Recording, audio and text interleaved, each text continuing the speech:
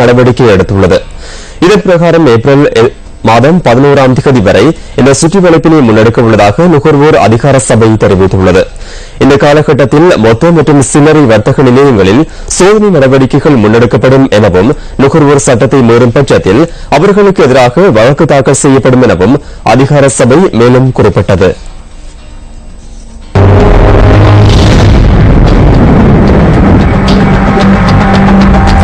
வருடாந்தம் April மாதத்தில் பதிவாகும் மழை வீழ்ச்சியை விட இந்த வருடம் ஏப்ரல் மாதத்தில் மிக குறைவான மழை வீழ்ச்சி பதிவாகும் என வளிமண்டலவியல் திணைக்களம் தெரிவிக்கின்றது.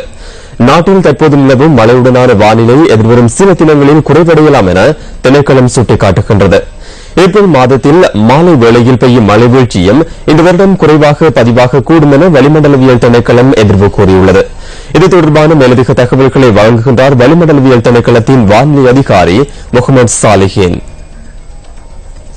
நாட்டின் பெரும்பாலான மாகாணங்களில் பல இடங்களில் பிற்பகல் 2 மணிக்கு பின்னர் மழை அல்லது இடியுடன் கூடிய மழை பெய்யக்கூடும்.